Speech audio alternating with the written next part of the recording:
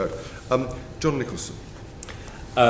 Yes, Secretary of State. I wonder if we could move on to the thorny issue of Channel 4. That would be fun, yes.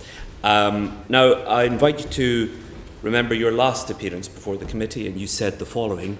The Chair asked you, are you aware of any discussions about the possible sale of Channel 4 within government? I quote you verbatim. There are no plans to sell Channel 4. Can I ask you why you said that when plans to sell Channel 4 were under active discussion? Well, they weren't under active discussion at the time that I appeared before the committee.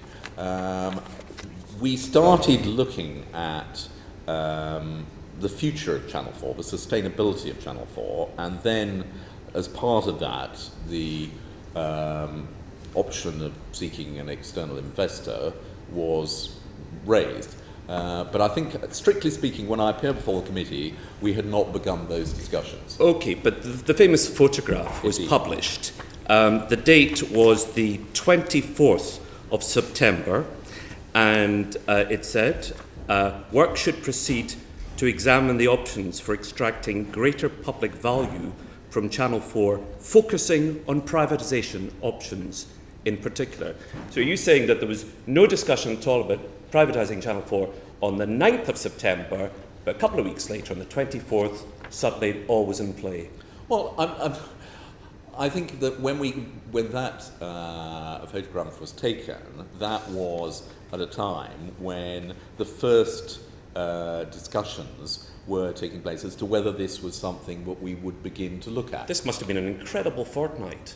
Well, it had between the 9th and the 24th, 1 minute, you're innocently explaining to the committee there's no plans for privatisation, and then there's a whirlwind of privatisation activity in the next fortnight. Well, no, I wouldn't put it as starkly as that. I mean, you will be aware that once a decision is taken to start looking at things, then one cannot say no discussions have taken place. But so on the 9th of September, when you said that, no, but never mind plan. You know, plans is one of these politicians' words that can mean a myriad of different things. On the 9th of September, are you saying that your officials were not working on privatisation on the 9th of September when you appeared before this committee? I think I am, yes. I mean, I'm trying to think. The discussion which resulted in people beginning to look at the options took place after the meeting which considered that particular paper. How extraordinary. I mean, that paper was a sort of, is this something that we should consider? And we then decided that, yes, we should look at all the options. And that was when work started. So, or were they working on it without involving you? Well, no, they weren't. Because the Prime Minister knew about it because when I asked him a question at PMQ, he lot of flannel about what a great fan he is of Channel 4, and then he said, but we should look at all the options, including privatisation. The decision was taken that we should then look at all the options. But until that decision was taken, we had no plans. We still have. What a shame we interviewed you on the 9th, because if we'd only waited a couple of days, well, it wasn't the whole world would have changed. It wasn't a couple of days. But, I mean, at the time then, we had no plans, and we hadn't started the examination. And no plans is the same as no discussions? Or is there a difference between discussions and plans? There had been no discussions, with Channel 4 or with the government. Or within government? No, not within government. I mean, that was, I think, the paper, which obviously was a government paper, where we first had a discussion about whether or not this was something we should look at. Subsequently, you've had the auditors in going through Channel 4's books, working out how much it's worth, how much money it could be sold for. I'm sure, like members of the committee, you're keenly aware of how enormously unpopular any sell-off of Channel 4 would be. Are you still determined to press ahead with this in any form? I was never determined to press ahead with it, and still am not. Do I think it was right to look at it as an option? Yes. Have we decided whether or not it makes sense to proceed? No. What about part privatisation? That is another option. That would be a curious hybrid, though, wouldn't it? Because part of Channel 4 would be owned by people whose main motivation is profit. And the other part of Channel 4 would be owned by people whose main motivation is public service broadcasting. These are two very different philosophies. Well, I don't necessarily accept that. I would hope that if that option was proceeded with, then Channel 4 would be owned by people, all of whom wanted to make it succeed and grow the business and meet the remit. Why do you want to tamper with such a much-loved public institution that has such a special remit? Because when I turn on Channel 4 News at night, I know I'm going to see truly independent journalism.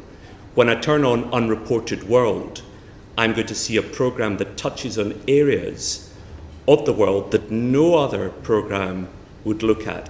And I know absolutely that if there is a profit motivation, Unreported World would not be made and Channel 4 News would be a lot shorter.